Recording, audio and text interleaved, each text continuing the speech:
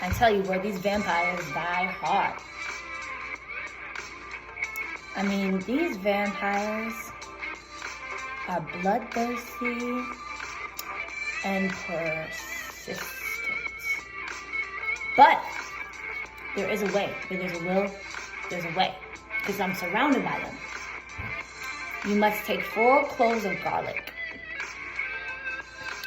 and stick it up their rectum, their anal cavity. And then you have to have a silver bullet and shoot them right in the temple. It's got to be a silver bullet. I mean, the thing about these bloodthirsty vampires, you guys used to watch Charmed? Did you guys watch Buffy the Vampire Slayer? Like, you thought that shit was fictitious. No. They got real life vampires. Because you just be like, why do these people not sleep? And you never see them out in the daytime and they don't sleep. Like, at any time of the night you wake up. Could be 1 o'clock, 2 o'clock, 3 o'clock, 4 o'clock, 5 o'clock. They're never sleeping, ever. Always hear footsteps, footsteps, footsteps, footsteps. They're always awake. These are vampires, my people. And I will say, if anything, I applaud them for their commitment. Even if they go about, the way that they seek their blood in a very dishonorable way, I will say they're very persistent. And they're very committed. And they're very thirsty. They're very bloodthirsty. And I was talking to my sister about it. I said, I don't get it. How are they fat and they're vampires at the same time if all they drink is blood? She said, no. She said, that's not all they drink. They have soda, they have wine and cocktails and things in various beverages, along with, typically the standard American diet. They eat, but usually with their burger is like a glass of blood. I said, oh, that's how they're fat. Because I just figured if you were only living off of blood, then you would, you'd be frail. I just got questions, But I know that what I don't have is time to be going back and forth, debating ideologies, because I have things that I have to do. I have goals that I have to accomplish. And I'm relatively committed to my ideologies in the sense of I understand that life is a process of evolution. And very likely in 5 years and 10 years, when me and my soulmate, settle down and things like that, I will be a changed woman. He would have had an impact and an influence on me. I will be having an impact and an influence on him. Likely my mindset would expand quite a bit. But I promise you, I will be evolving, not devolving. At this point, it's just verbal masturbation, some of these debates. I'm committed to my spiritual practice. There are certain things that I adhere to that I really am very committed to. And so it's really just verbal masturbation, like who busts the first nut, no pun intended. But I can see things from their perspective, you know what I mean? I had to kind of ground myself today. I was listening to a lecture and I said, I think that I do have some growing to do in a lot of different areas. Let me step back and try and see things from other people's perspectives. And I said, let me put myself in their shoes to some degree to see their perspective. And I understood that some of it, a large part of it is survival. They need to eat. They need to feast. They need their blood. And that's how they survive. So it's nothing personal. Like if you get invited to a mukbang and you come dressed to the nines, head to toe, because you thought you made it. It was the elite, that invited you to this to this mukbang. And then you realize that you are the feast. What do you do with that? What comes of that? You could say they're wicked, or you could just say they're surviving. It depends on what your takeaway is. So I applaud their commitment. You know, it's just the way that they go about it is just very dishonorable. So it's one thing to stand against something principle-wise, but to coerce or manipulate the narrative, there's just absolutely no integrity in that, you know.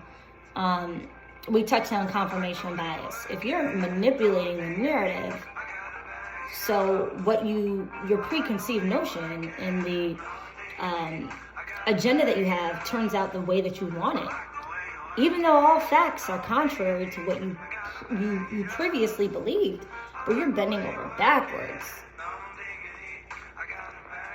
to tamper with the evidence, to tamper with the fact, to mislead, to coerce, to put a spin on things, to manipulate optics, to change people's minds. And I mean, it's a lot of stuff that's going on, you know, behind the scenes. It's very desperate. This is very, very desperate. And that's the fragrance that I've been smelling around here. The fragrance is desperation. Specifically Caucasian desperation, but really not. Because there's plenty of melanated folks that were really in on this whole thing. I was thinking about Hadith, and Hadith is essentially a collection of, you could say, experiences of the Prophet, peace be upon him, Prophet Muhammad. Prophet Muhammad is the embodiment of the Quran. This is how believers believe in Islam. Prophet Muhammad, peace be upon him, was one of many prophets.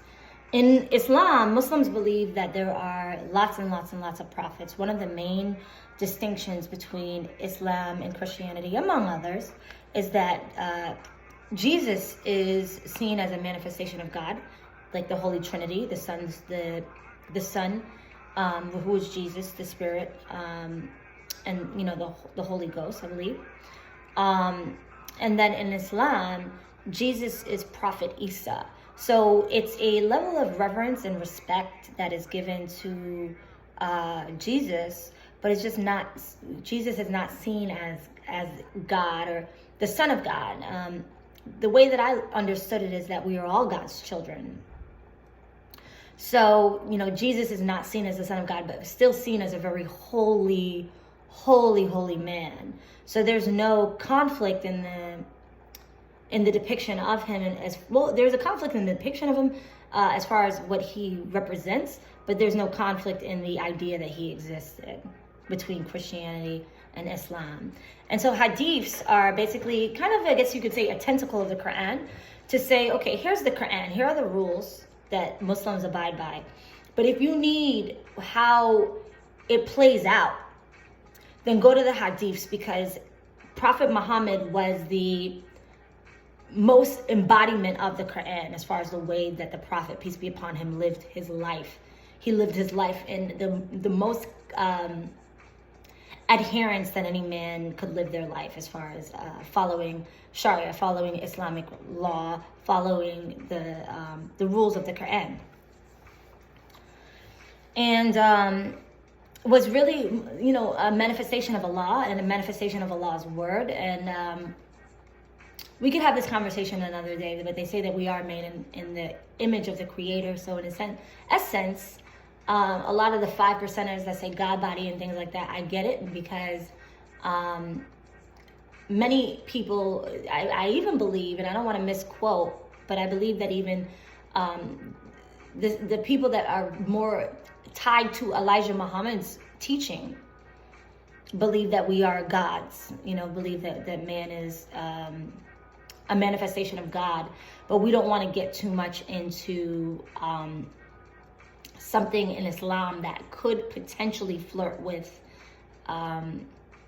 polygamy, but that's a conversation for another day. And that's really a conversation that I would kind of hand over to an imam, because I don't want to misquote and I don't want to, you know, say things that I'm not thoroughly informed about.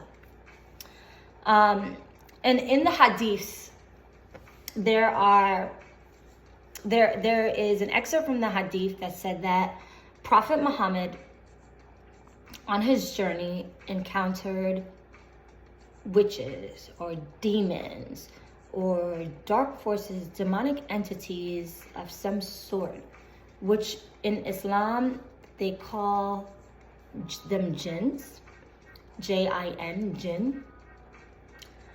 And jinns, from what I was told by my father, who was an imam, so he's much more, you know, versed about this information than I am, but everybody has a jinn.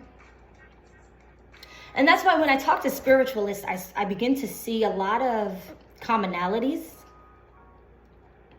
as far as people who are very spiritual, and also the teachings of the Quran and Islam, because a lot of people who may be more spiritual may say that that's your lower nature or that's your shadow side, right? And everybody has one.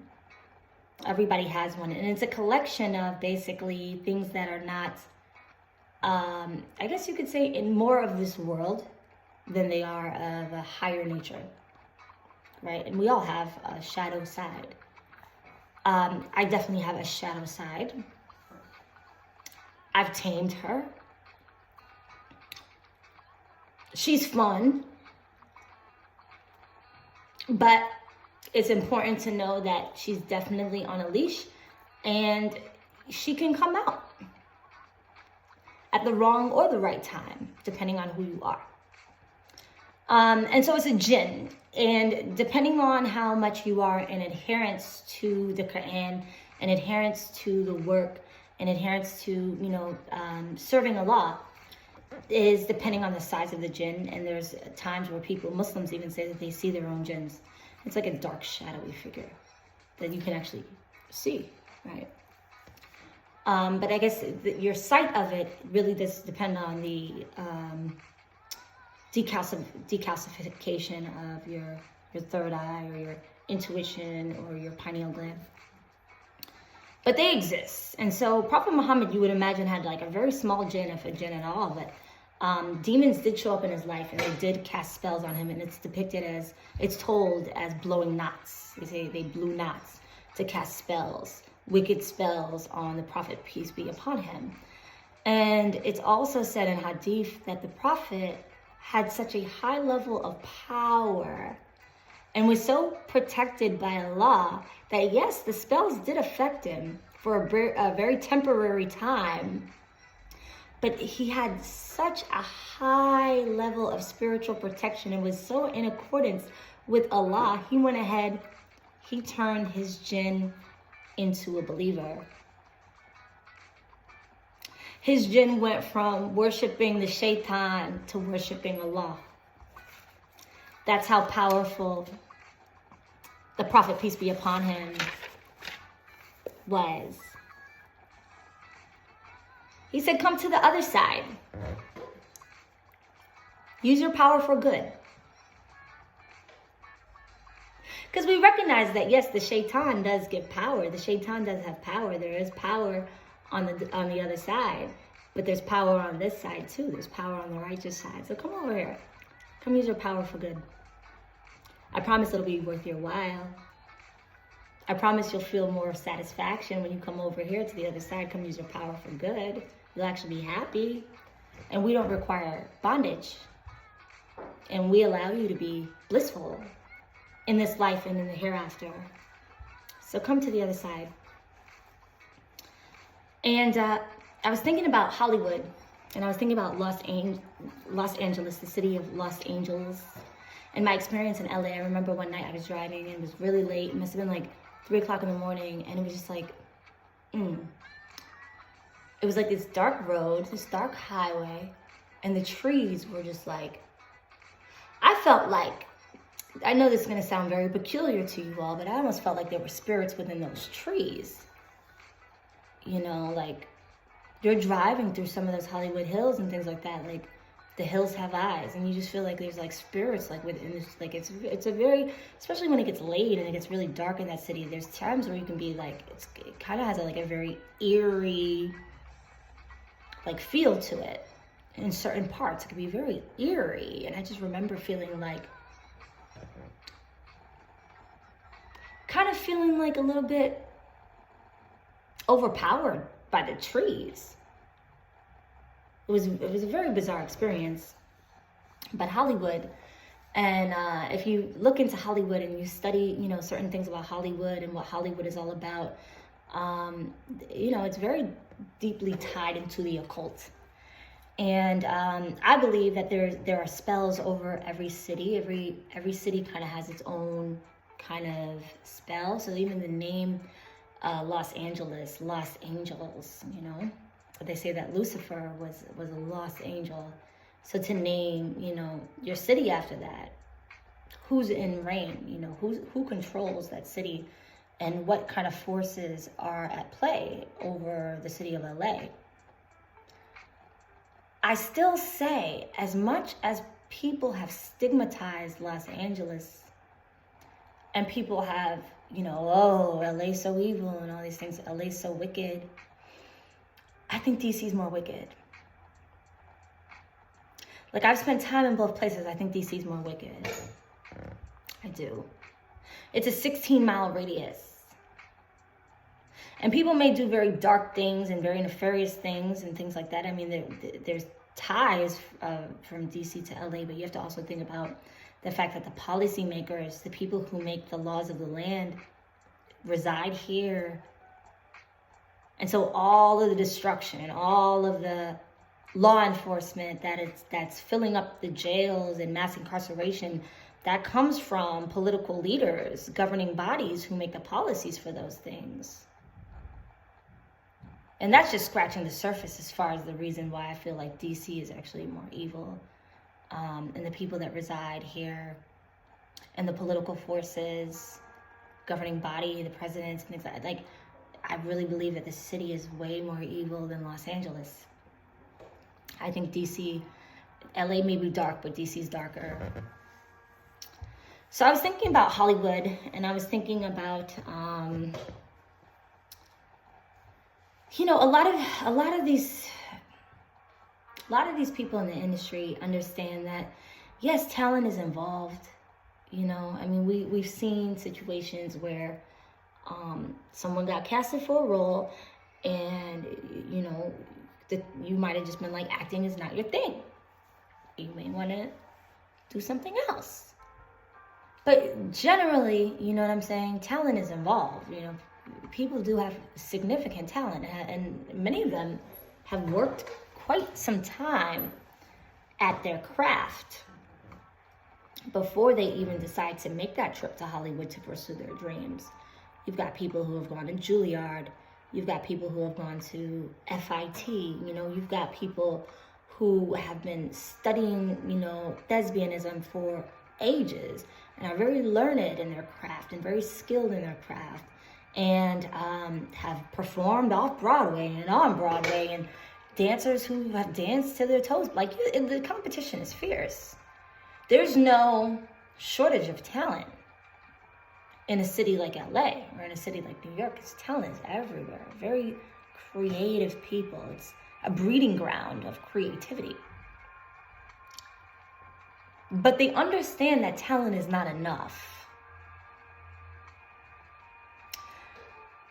They understand that the silent rules of success in that type of city and that type of atmosphere is playing the game, just like here in DC. They say that, I mean, I didn't come up with this, but I read somewhere, I was reading an article, they said DC is the Hollywood for less attractive people. And I think that there's beautiful people in DC. That's just what the article said, especially, you know, over here at Howard. All the gorgeous melanated women of all different colors, and I see beautiful people here in DC. But they say that DC is the LA for the less attractive or whatever. Anyways, people know, I mean, you've got the best and the brightest here in DC. DC is a different beast because it's the intellectuals.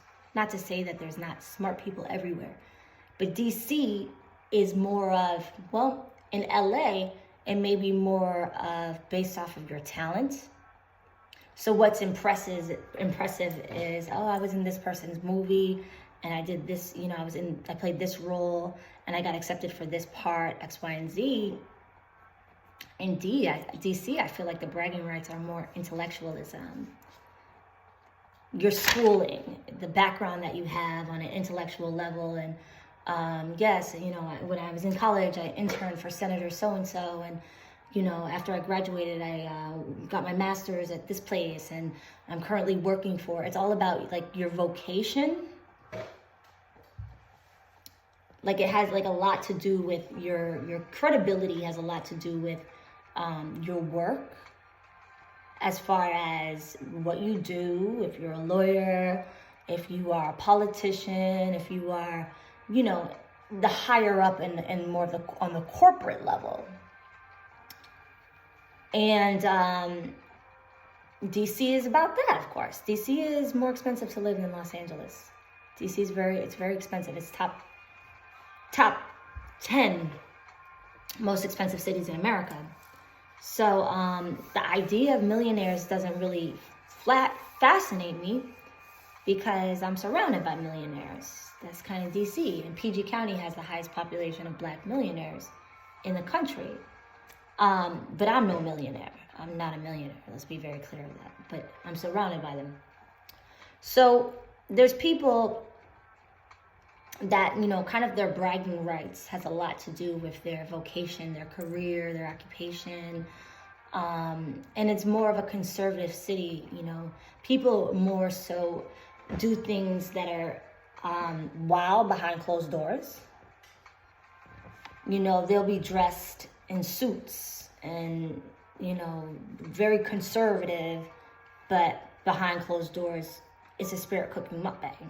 Whereas in LA, one thing that you'll observe is like the way people dress is, you know, they don't have the same inhibitions, which is why I believe that LA still is less dark than DC, because there's wolves in sheep's clothes over there, but there's wool, like the wolves in sheep's clothes, like are the wolves in the business suits, the wolves that are dressed conservatively, the wolves that are in, you know, covered up head to toe, nothing showing, dressed very conservatively, but do the filthiest things behind closed doors. And I was thinking about the culture, right? So DC, there's a culture. LA, there's a culture as far as a lot of these political people, a lot of people who get higher up, they have to take these oaths of silence. LA, it's the same thing. It's an oath of silence. There's going to be things that you see that you can't talk about. There's going to be things that you know that you just can't talk about. And they understand that in order to first obtain and maintain their power and their wealth and their positions, that these are rules that they have to abide by, that they have to adhere to. So talking is a big no-no. Yeah, we like so-and-so, they talk too much, because talking is a part of their code. It's a part of their rules. Or an oath of silence. But what I will say is, I'm a game changer. And I was born to be a game changer. I'm destined to be a game changer. When I get into a situation, I ask, okay, I get it. You guys do these things, but why? Why do you do that? Oh, because that's just the way we get down. Okay, but why do you get down like that? Oh, that's just because that's the clique. That's the code. To be a part of the clique, to be a part of the gang, that's the code. That's the way, that's just the way it is. That's just the rules. Those are just the rules, but who made the rules? The rules that you follow, who created them? Were you at the drawing board when the rules were created? Were women at the drawing board when the rules were created? Were melanated people at the drawing board when the rules were created?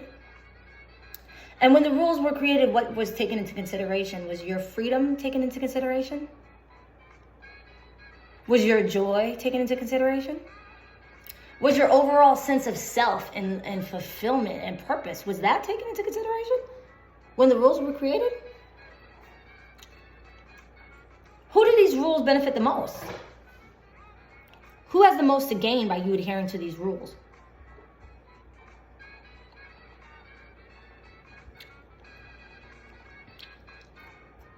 I'm a game changer. Maybe that's not because I'm a, they say I'm a target. I don't know. I don't see myself as a target. They see me as well. I don't see myself as a target. I see myself as an advocate. I see myself as an ally. I see myself as a contemporary Harriet Tubman, okay? I got goals. I got Prophet Muhammad goals, my people. You may think I'm your enemy. I'm not your enemy. I'm no one's real enemy. I'm no one's target. There's no target on my back. I'm all of your allies. You just don't realize it. Because here's the thing. You guys took an oath of silence. You guys signed certain things that you would not talk. But here's the issue. Something's not right.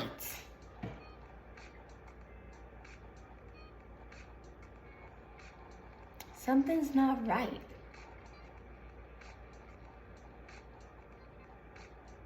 Something's not right.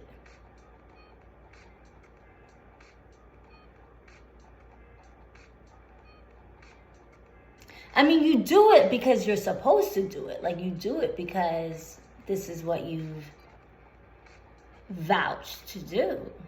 You've taken an oath to do it. But can you genuinely say that you're happy? Are you happy? Is it what it was cracked up to be? Is it worth it? Was it worth it to do? Because I don't know. I'm just saying, you know me. I'm running my mouth. I didn't sign no oath. I didn't take an oath. So I'm free to talk. And I exercise my right, my freedom of speech quite often. You guys know that. I don't have no problem exercising not just my constitutional right, but my God-given right to run this mouth. It frees my throat chakra, my people, and my crown chakra. It feels real good to my soul to express myself. I love it. To cultivate my mind and then be able to formulate words, it's beautiful. I love it. So I'm just asking you guys, because I didn't take that oath. How does it feel to be a grown man or a grown woman? And freedom of speech is your God-given right. God gave you a mouth and a tongue and thoughts and ideas to be able to say whatever you want. And in America, they sold you the dream. They told you that freedom of speech was also a constitutional right, an amendment right. But you're a grown man. Some of you have children and all. And some of you are alpha males by nature.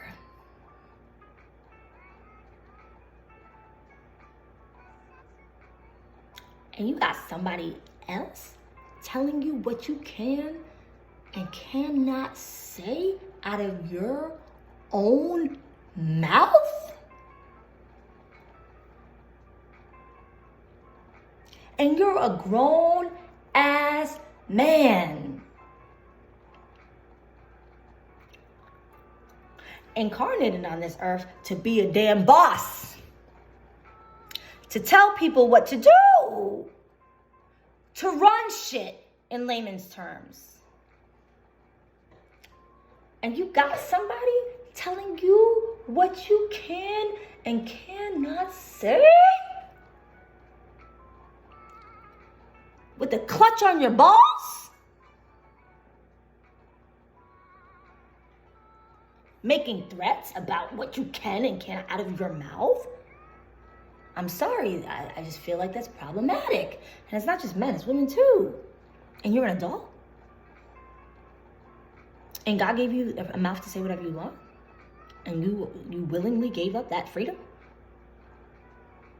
Does it not feel like you're being held hostage? Does it not feel like you're in bondage? I believe that part of it is you guys have to push an illusion and make people feel like it's more fun than it actually is, because that's kind of part of what the agreement is, because there's not going to be any new recruits if they really know what the deal is. Nobody's going to sign up for that. Nobody's going to sign up for being grown and somebody telling them where to go, who they can assist, who they can give money to, who they can help out, what they can say, what they can't say, what to do with their time, how to live your life. That's a lot of control from other human beings. I don't think anybody would legitimately sign up if they knew what the whole thing was, if they really knew it was about bondage. And that maybe you were going to have success, and maybe you were going to get a career, and maybe you were going to have monetary gain, but what would it be if you couldn't even enjoy it, as far as your bliss is taken away? Your joy is taken away. And if people could really gaze into the life of some of these people and realize that some of these people cry every day, are riddled with grief and depression, are drug addicts trying to numb the pain of just the condition, the situation that they're in. No freedom, held hostage in bondage. That's no life to live. For some people it is, but you can't be too mad because you were a willing participant. This requires free will. These type of situations require free will. So, people could feel a little bit bad, but the bottom line is you decided to do what you decided to do with your own free will. Yeah? So, and you have to understand that those that seek to keep you in bondage or captivity are also being held in captivity. When we talk about the culture of Hollywood or the culture of DC, it's very cutthroat, People might say, you sound a little naive to be here. Oh, they're going to run through her. Trust no one, trust nobody. It's very cutthroat. It's very, very cutthroat. Very cold. It's very heartless. But what is the culture composed of? The culture is composed of people. So that the culture is the people. It's the people that embody those spirits, the perpetual heartlessness, coldness, lack of trust, and setting people up and manipulating and playing the game. But the thing about it is, the game changers don't play the game. We change the game. And the only reason that the rules of the game are still in effect is because you signed up for it. And the only reason that the game, the gatekeepers can still have a foot on your neck is because you still play by their rules. I would say they can't kill us all. They can't take us all out. That's what I would say. There's more of us than there are of them. That's what I would say. And I know most of you want out. I know that. Who would want in with that type of situation?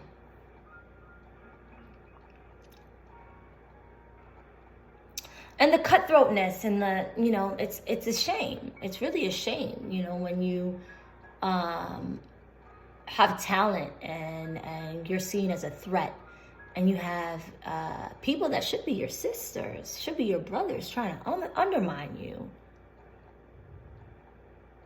Let's ruin their reputation. Let's get them blackballed. Let's mess their life up. Let's set traps for them. Let's humiliate them. Let's block them from having access. Let's block their money sources. Why? For what? For who? For what? For who? For what? Why? You couldn't pay me enough to do that to my sister. You could not pay me enough to do that to my sister. It is not within me. I'm too powerful. That's why. I'm compassionate, but I'm powerful. Because the first thing I'm going to say is, why do I have to do that? She a threat? No. I'll outdance you. We'll have a dance-off before I ever think that you're a threat, my dear. I will never block your shot. I'm too much of this shit to block your shot. You must be crazy to think my self-esteem is that low to adhere to that madness. Come on. Let the fun begin. Let the healthy competition begin. This is where it gets fun. I wish I would be threatened by somebody and try and blackball them. I wish I would be scared of somebody taking my spot. I wish I would be scared of somebody taking my spot. I wish I would spend an inkling of my time trying to figure out that person's whereabouts or what they're doing and things of that nature, because I'd be threatened by them. And this is not coming from an ego standpoint, right? I see greatness in many people. Many people. But myself included. You have to ask yourself, why are you playing a game that requires these things of you, that requires you to constantly operate in your lower nature, and requires you, more than operating your lower nature, to create poor karma for yourself. Don't think just because it's your job, or just because it's the culture, or just because everybody around you is doing it, that you're not creating severe karmic debt for your life. And that's how I know that your self-esteem is messed up and jacked up, because you would never agree to be in such violation of spiritual law with a high positive self-esteem. That's self-sabotage. You are literally screwing yourself. Because when the karma of what you did to your sister, what you did to another human being, reverses and backfires on your ass, you'll wonder why you did it. That's not high self-esteem, and that's not confidence. So even if it's the culture that has chipped away at your compassion and has cultivated a heartlessness, let it be for your own self-interest. Karma's real. And some people say it's jealousy, jealousy, one of the deadly sins, greed and whatnot. And some people are like, jealousy. Why would I be jealous of somebody who's not nearly as popular as me? Doesn't have any social media following, and has not even nearly as much money as I have. Doesn't have a platform in any way, or fans or anything. Why would I be jealous of that person? That doesn't even make sense. When in my mind, I have what they want, a career and money and influence and popularity and things of that nature.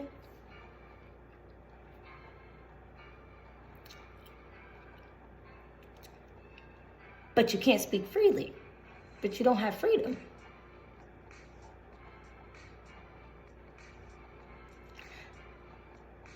I have had the best time when it didn't require a whole lot of money. Just walking on the beach barefoot with my djembe, having a blast. Freedom, my people. Freedom. Freedom. It feels so good. So good.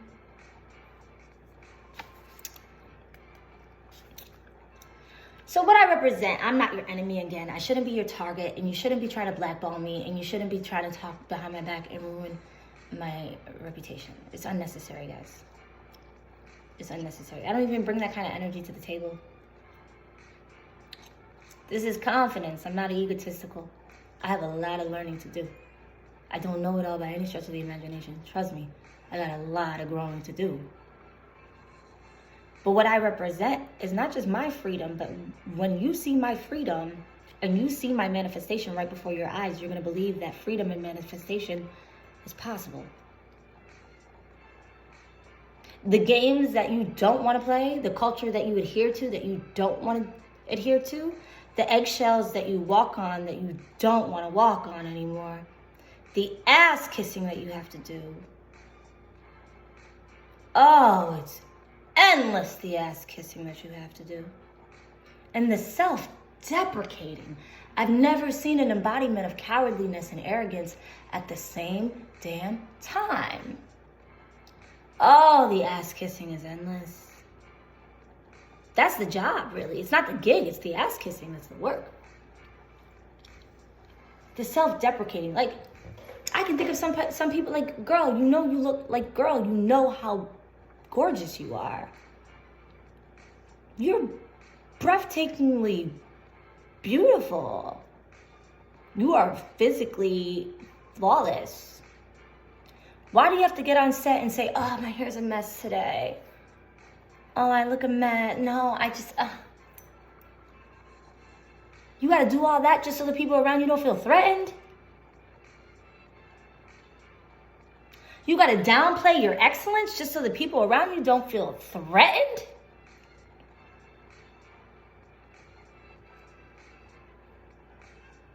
You have to be socially awkward just so the people around you don't feel threatened by your confidence, and you know you're a bombshell, and you know physically you've got things that women would pay for, and you're that pretty, you're that beautiful. Let's take looks out of the equation, because that's, you know, it's myopic, it's small, right? It's just a shell. You're a Viola Davis. You're an Angela Bassett. You're a Robert De Niro. You're a Al Pacino. A Meryl Streep. A Leonardo DiCaprio. You're Matt Damon. You are at the top of your craft as far as you're being masterful at thespianism. You are immaculate with your craft. You're one of the best to ever do it. And you know it.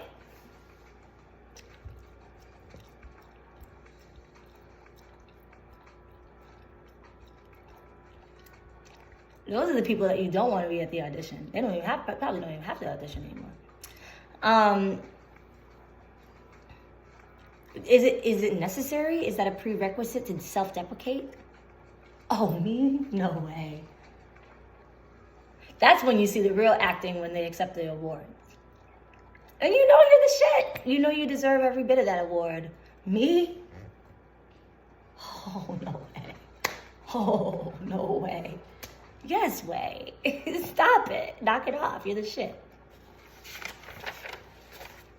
So, what I embody is the end of all that. I don't believe in fakeness. I don't believe in having to be other than yourself. I don't believe in that half of your job has to just be playing the game or ass kissing. And I believe that the more people that don't believe in that, the less power that the people who have always had power will begin to have. Right now, we're on the brink of this. And this is not me asking you for your support by any stretch of the imagination. I just say it behooves you to support me. Because supporting me is supporting yourself. Supporting your own liberation. What I embody, what I represent. It's really not about me, because I think people are mostly self-interested. But what I represent. That you can be authentically you without having to feel like you're going to have to suffer repercussions. And the more people that adhere to that is the fastest we'll dig ourselves out of the situation. Well, not we, you. Because I'm good. I'm good. I'm not worried about very much. But yeah, it's time for a change. We're in the age of Aquarius, which means total transparency. So all of the facades, all of the veils, all of the masks, that's all getting removed. And I am a pioneer of that wave. Anyways, y'all, much love.